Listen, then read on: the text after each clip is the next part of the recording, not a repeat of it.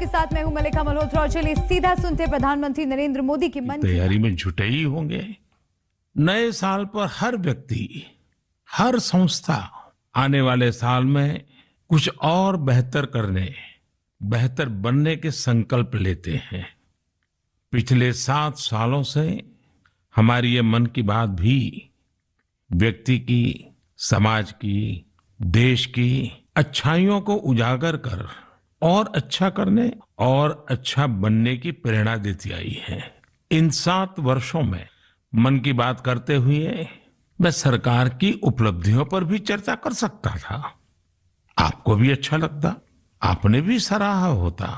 लेकिन ये मेरा दशकों का अनुभव है कि मीडिया की चमक दमक से दूर, अखबारों की सुर्खियों से दूर कोटि कोटि लोग हैं जो बहुत कुछ अच्छा कर रहे हैं। वो देश के आने वाले कल के लिए अपना आज खपा रहे हैं। वो देश की आने वाली पीढ़ियों के लिए अपने प्रयासों पर आज जी जान से जुटे रहते हैं। ऐसे लोगों की बात बहुत सुकून देती है, गहरी प्रेरणा देती है। मेरे लिए मन की बात हमेशा से ऐसे ही लोगों के प्रयासों से भरा हुआ, खिला हुआ, सजा हुआ एक सुंदर उपवन रहा है। और मन की बात में तो हर महीने मेरी मशक्कत ही इस बात पर होती है, इस उपवन की कौन सी पंखुड़ी आपके बीच लेकर के आऊं। मुझे खुशी है कि हमारी बहुरत्ना वसुंधरा के पुण्य कार्यों का अविरल प्रवाह निरंतर बहता रहता है। और आज जब देश अमृत महोत्सव मना रहा है तो ये जो जनशक्ति है, जन जन की शक्ति है, उसका उल्लेख, उसके प्रयास, उसका परिश्रम भारत के और मानवता के उज्जवल भविष्य के लिए एक तरह से गारंटी देता है।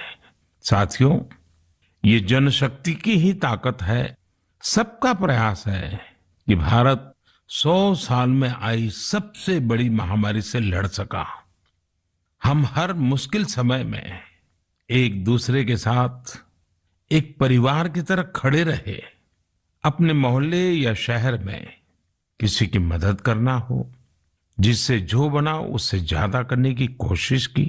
आज विश्व में वैक्सीनेशन के जो आंकड़े हैं, उनकी तुलना भारत से करें तो लगता है कि देश ने कितना अभूतपूर्व काम किया है, कितना बड़ा लक्ष्य हासिल किया है। वैक्सीन की 140 करोड़ डोज के पड़ाव को पार करना प्रत्येक भारतवासी की अपनी उपलब्धि है। ये प्रत्येक भारतीय का व्यवस्था पर भरोसा दिखाता है, विज्ञान पर भरोसा दिखाता है, वैज्ञानिकों पर भरोसा दिखाता है और समाज के प्रति अपने दायित्वों को निभा रहे हम भारतीयों की इच्छा शक्ति का प्रमाण भी है। लेकिन साथियों, हमें ये भी ध्यान रखना है कि कोरोना का एक नया वेरिएंट दस्तक दे चुका है। पिछले 2 वर्षों का हमारा अनुभव है कि इस वैश्विक महामारी को परास्त करने के लिए एक नागरिक के तौर पर हमारा खुद का प्रयास बहुत महत्वपूर्ण है। ये जो नया ओमिक्रॉन वेरिएंट आया है, उसका अध्ययन हमारे वैज्ञानिक लगातार कर रहे हैं। हर रोज नया डेटा उन्हें मिल रहा है, उनके सुझावों पर काम हो रहा है। ऐसे में स्वयं की सजगता, स्वयं का अनुशासन कोरोना के इस वेरिएंट के खिलाफ देश की बहुत बड़ी शक्ति है। हमारी सामूहिक शक्ति ही कोरोना को परास्त करेगी। इसी दायित्व बोध के साथ हमें 2022 में प्रवेश करना है। मेरे प्यारे देशवासियों, महाभारत के युद्ध के समय भगवान श्री कृष्ण ने अर्जुन को कहा था, नभः स्पृशम दीप्तम, यानी गर्व के साथ आकाश को छूना। ये भारतीय वायुसेना का आदर्श वाक्य भी है। मां भारती की सेवा में लगे अनेक जीवन आकाश की इन बुलंदियों को रोज गर्व से छूते हैं, हमें बहुत कुछ सिखाते हैं। ऐसा ही एक जीवन रहा ग्रुप कैप्टन वरुण सिंह का। वरुण सिंह उस हेलीकॉप्टर को उड़ा रहे थे जो इस महीने तमिलनाडु में हादसे का शिकार हो गया। उस हादसे में हमने देश के पहले सीडीएस जनरल बिपिन रावत और उनकी पत्नी समेत कई वीरों को खो दिया। वरुण सिंह भी मौत से कई दिन तक जाबाजी से लड़े, लेकिन फिर वो भी हमें छोड़कर चले गए। वरुण जब अस्पताल में थे, उस समय मैंने सोशल मीडिया पर कुछ ऐसा देखा जो मेरे हृदय को छू गया। इस साल अगस्त में ही उन्हें शौर्य चक्र दिया गया था। इस सम्मान के बाद उन्होंने अपने स्कूल के प्रिंसिपल को एक चिट्ठी लिखी थी। इस चिट्ठी को पढ़कर मेरे मन में पहला विचार यही आया कि सफलता के शीर्ष पर पहुंचकर भी वे जड़ों को सींचना नहीं भूले। दूसरा कि जब उनके पास सेलिब्रेट करने का समय था तो उन्होंने आने वाली पीढ़ियों की चिंता की। वो चाहते थे कि जिस स्कूल में वो पढ़े वहां के विद्यार्थियों की जिंदगी भी एक सेलिब्रेशन बने। अपने पत्र में वरुण सिंह जी ने अपने पराक्रम का बखान नहीं किया, बल्कि अपनी असफलताओं की बात की। कैसे उन्होंने अपनी कमियों को काबिलियत में बदला, इसकी बात की। इस पत्र में एक जगह उन्होंने लिखा है, it is okay to be mediocre, not everyone will excel at school and not everyone will be able to score in the 90s. If you do, it is an amazing achievement and must be applauded. However, if you don't think that you are meant to be mediocre. You may be mediocre in school, but it is by no means a measure of things to come in life. Find your calling. It could be art, music, graphic design, literature, etc. Whatever you work towards, be dedicated, do your best. Never go to bed thinking, I could have put in more efforts. साथियों, औसत से असाधारण बनने का उन्होंने जो मंत्र दिया है, वो भी उतना ही महत्वपूर्ण है। इसी पत्र में वरुण सिंह ने लिखा है, Never lose hope. Never think that you cannot be good at what you want to be. It will not come easy. It will take sacrifice of time and comfort. I was mediocre and today I have reached difficult milestone in my career. Do not think that 12th board marks decide what you are capable of achieving in life. Believe in yourself and work towards it. Varun ने लिखा था कि अगर वो एक भी student को प्रेरणा दे सके तो ये भी बहुत होगा। लेकिन आज मैं कहना चाहूंगा, उन्होंने पूरे देश को प्रेरित किया है। उनका लेटर भले ही केवल स्टूडेंट से बात करता हो, लेकिन उन्होंने हमारे पूरे समाज को संदेश दिया है। साथियों, हर साल मैं ऐसे ही विषयों पर विद्यार्थियों के साथ परीक्षा पर चर्चा करता हूं। इस साल भी एग्जाम से पहले मैं स्टूडेंट्स के साथ चर्चा करने की प्लानिंग कर रहा हूं। इस कार्यक्रम के लिए 2 दिन बाद 28 दिसंबर से mygov.in पर रजिस्ट्रेशन भी शुरू होने जा रहा है। ये रजिस्ट्रेशन 28 दिसंबर से 20 जनवरी तक चलेगा। इसके लिए क्लास 9 से 12 तक के स्टूडेंट्स, टीचर्स और पेरेंट्स के लिए ऑनलाइन कंपटीशन भी आयोजित होगा। मैं चाहूंगा कि आप सब इसमें जरूर हिस्सा लें। आपसे मुलाकात करने का मौका मिलेगा। हम सब मिलकर परीक्षा, करियर, सफलता और विद्यार्थी जीवन से जुड़े अनेक पहलुओं पर मंथन करेंगे। मेरे प्यारे देशवासियों, मन की बात में अब मैं आपको कुछ सुनाने जा रहा हूं जो सरहद के पार कहीं बहुत दूर से आई है। ये आपको आनंदित भी करेंगी और हैरान भी कर देंगी। वंदे मातरम।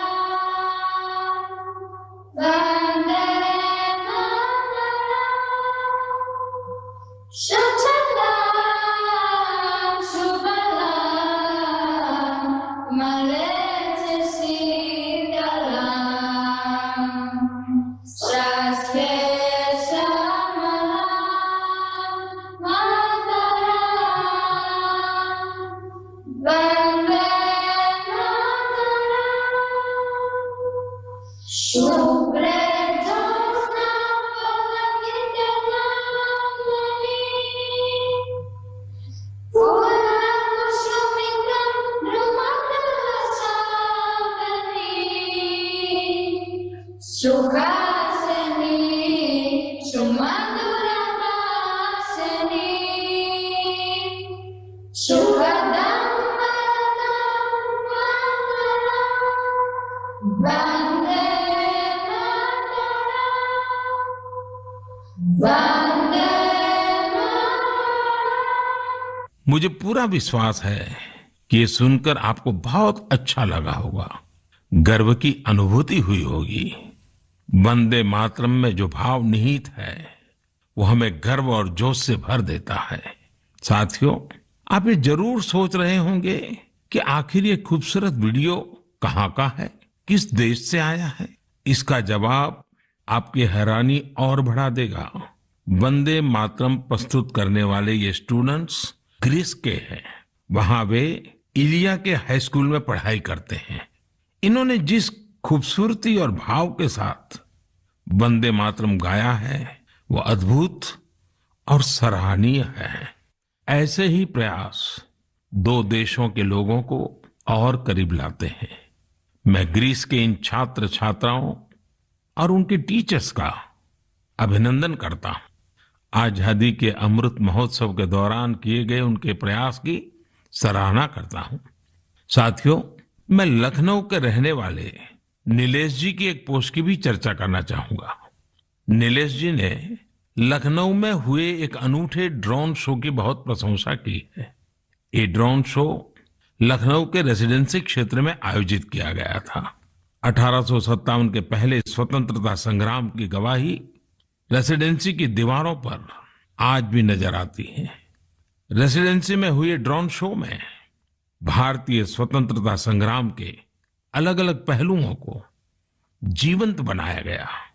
चाहे चौरी चौरा आंदोलन हो, काकोरी ट्रेन की घटना हो या फिर नेताजी सुभाष बाबू का अदम्य साहस और पराक्रम, इस ड्रोन शो ने सबका दिल जीत लिया। आप भी इसी तरह अपने शहरों के, गांवों के आजादी के आंदोलन से जुड़े अनूठे पहलुओं को लोगों के सामने ला सकते हैं। इसमें टेक्नोलॉजी की भी खूब मदद ले सकते हैं। आजादी का अमृत महोत्सव हमें आजादी की जंग की स्मृतियों को जीने का अवसर देता है, उसको अनुभव करने का अवसर देता है। ये देश के लिए नए संकल्प लेने का, कुछ कर गुजरने की इच्छा शक्ति दिखाने का प्रेरक उत्सव है, प्रेरक अवसर है। आइए स्वतंत्रता संग्राम की महान विभूतियों से प्रेरित होते रहें, देश के लिए अपने प्रयास और मजबूत करते रहें। मेरे प्यारे देशवासियों, हमारा भारत कई अनेक असाधारण प्रतिभाओं से संपन्न है, जिनका कृतित्व दूसरों को भी कुछ करने के लिए प्रेरित करता है। ऐसे ही एक व्यक्ति हैं तेलंगाना के डॉक्टर कुरेला विठलाचार्य जी। उनकी उम्र 84 साल है। विठलाचार्य जी इसकी मिसाल है कि जब बात अपने सपने पूरे करने की हो तो उम्र कोई मायने नहीं रखती। साथियों, विठलाचार्य जी की बचपन से एक इच्छा थी, वो एक बड़ी सी लाइब्रेरी खोले। देश तब गुलाम था, कुछ परिस्थितियां ऐसी थी कि बचपन का वो सपना तब सपना ही रह गया। समय के साथ विठलाचार्य जी लेक्चरर बने, तेलुगु भाषा का गहन अध्ययन किया और उसी में कई सारी रचनाओं का सृजन भी किया। 6-7 साल पहले वो एक बार फिर अपना सपना पूरा करने में जुटे। उन्होंने खुद की किताबों से लाइब्रेरी की शुरुआत की, अपने जीवन भर की कमाई इसमें लगा दी। धीरे धीरे लोग इससे जुड़ते चले गए और योगदान करते गए।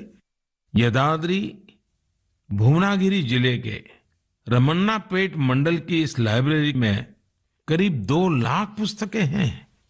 विठलाचार्य जी कहते हैं कि पढ़ाई को लेकर उन्हें जिन मुश्किलों का सामना करना पड़ा वो किसी और को न करना पड़े।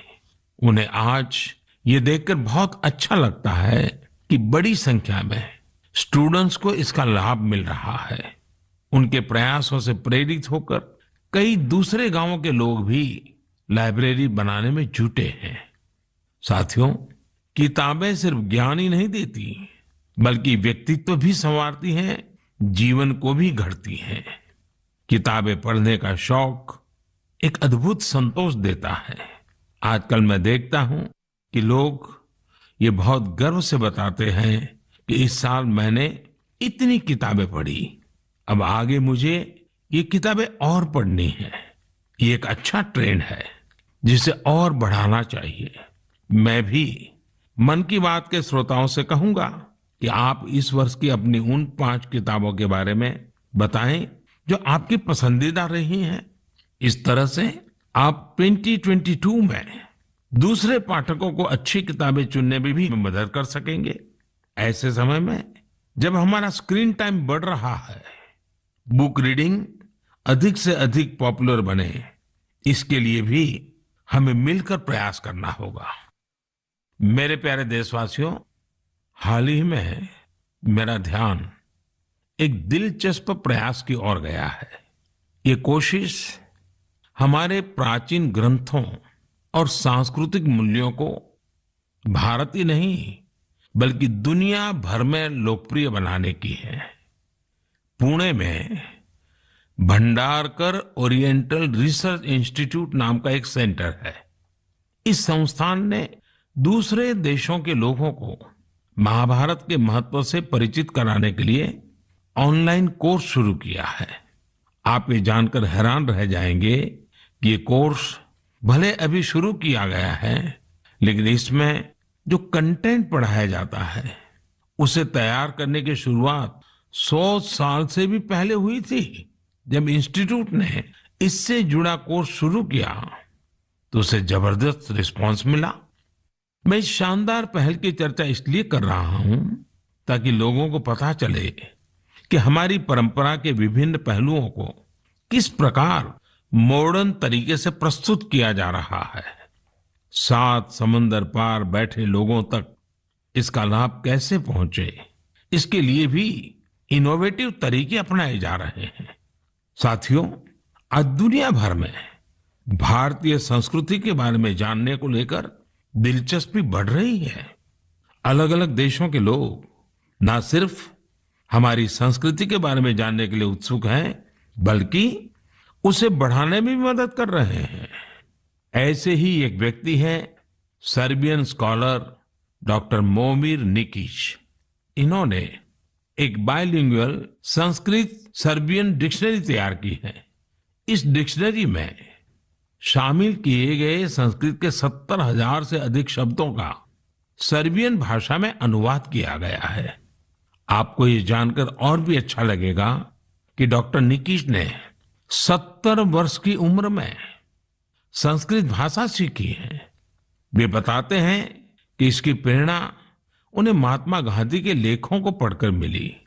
इसी प्रकार का उदाहरण मंगोलिया के 93 साल के प्रोफेसर जे गेंदे धर्म का भी है। पिछले 4 दशकों में उन्होंने भारत के करीब 40 प्राचीन ग्रंथों, महाकाव्यों और रचनाओं का मंगोलियन भाषा में अनुवाद किया है। अपने देश में भी इस तरह के जज्बे के साथ बहुत लोग काम कर रहे हैं। मुझे गोवा के सागर मुले जी के प्रयासों के बारे में भी जानने को मिला है, जो सैकड़ों वर्ष पुरानी कावी चित्रकला को लुप्त होने से बचाने में जुटे हैं। कावी चित्रकला भारत के प्राचीन इतिहास को अपने आप में समेटे हैं। दरअसल काव का अर्थ होता है लाल मिट्टी। प्राचीन काल में इस कला में लाल मिट्टी का प्रयोग किया जाता था। गोवा में पुर्तगाली शासन के दौरान वहां से पलायन करने वाले लोगों ने दूसरे राज्यों के लोगों का भी इस अद्भुत चित्रकला से परिचय कराया। समय के साथ ये चित्रकला लुप्त होती जा रही थी, लेकिन सागर मुले जी ने इस कला में नई जान फूंक दी है। उनके इस प्रयास को भरपूर सराहना भी मिल रही है। साथियों, एक छोटी सी कोशिश, एक छोटा कदम भी हमारी समृद्ध कलाओं के रक्षण में बहुत बड़ा योगदान दे सकता है। अगर हमारे देश के लोग ठान लें तो देश भर में हमारी प्राचीन कलाओं को सजाने, संवारने और बचाने का जज्बा एक जन आंदोलन का रूप ले सकता है। मैंने यहाँ कुछ ही प्रयासों के बारे में बात की है। देश भर में इस तरह के अनेक प्रयास हो रहे हैं।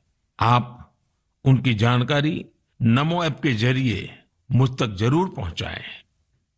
मेरे प्यारे देशवासियों, अरुणाचल प्रदेश के लोगों ने साल भर से एक अनूठा अभियान चला रखा है और उसे नाम दिया है Arunachal Pradesh air gun surrender अभियान।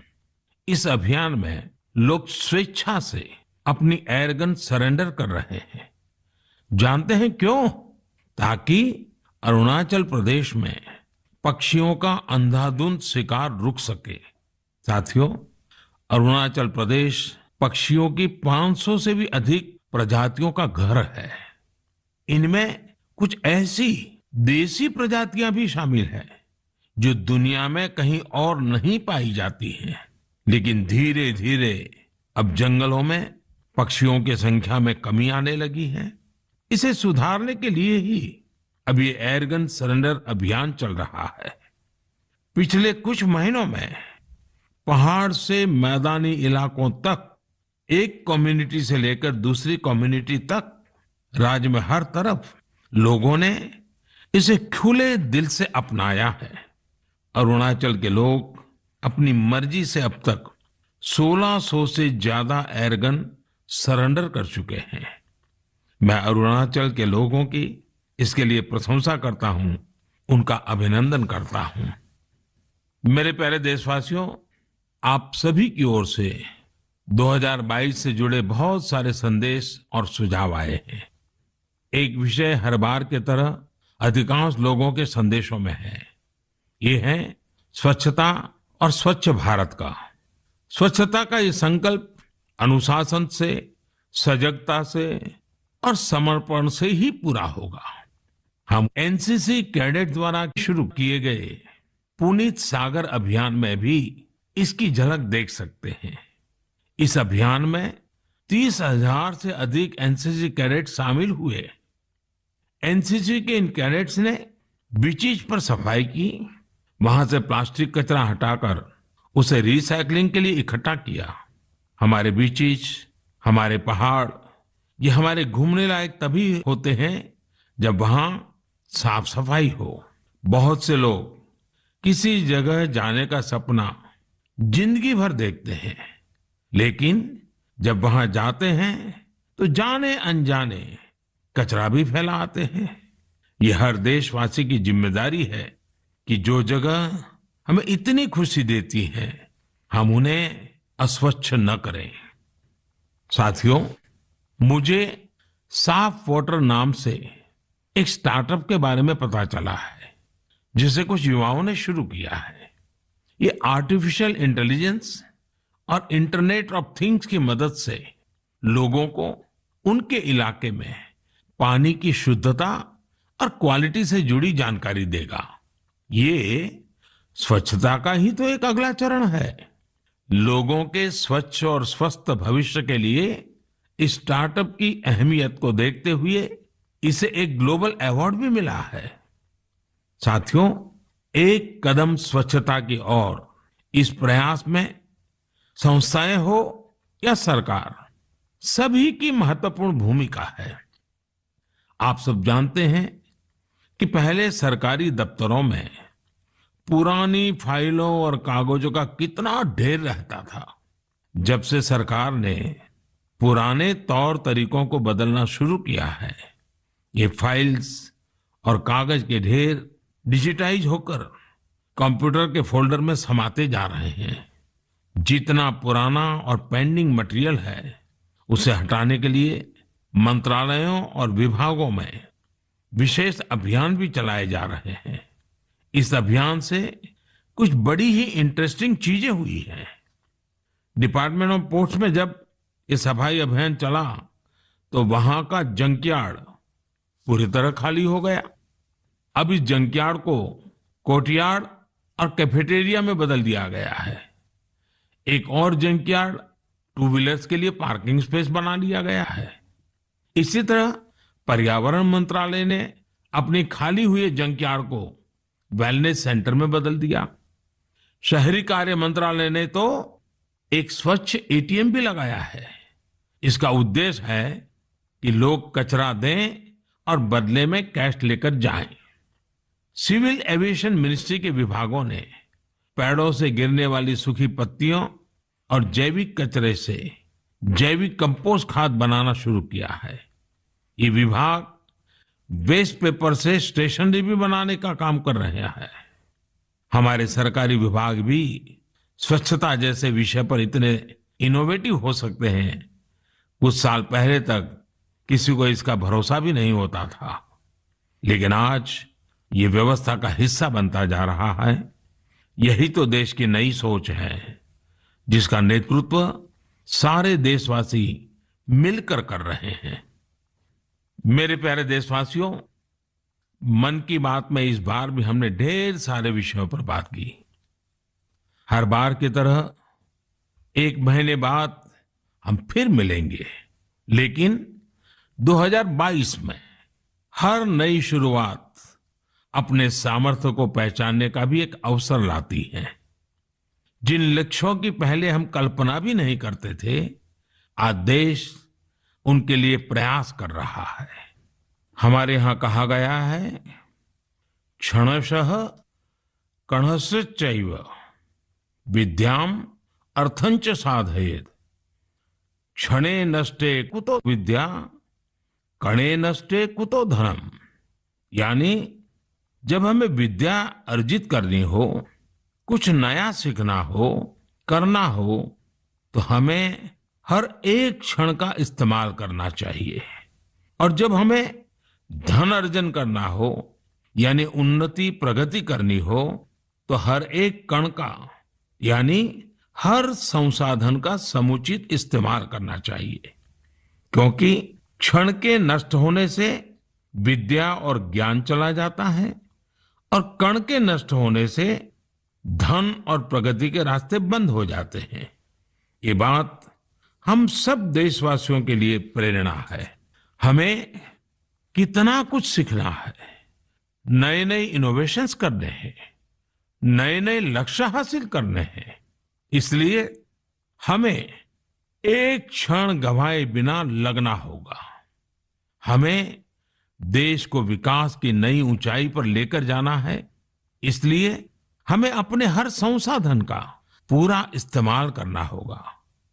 ये एक तरह से आत्मनिर्भर भारत का भी मंत्र है, क्योंकि हम जब अपने संसाधनों का सही इस्तेमाल करेंगे, उन्हें व्यर्थ नहीं होने देंगे, तभी तो हम लोकल की ताकत पहचानेंगे, तभी तो देश आत्मनिर्भर होगा। इसलिए आइए हम अपना संकल्प दोहराएं कि बड़ा सोचेंगे, बड़े सपने देखेंगे और उन्हें पूरा करने के लिए जी जान लगा देंगे। और हमारे सपने केवल हम तक ही सीमित नहीं होंगे।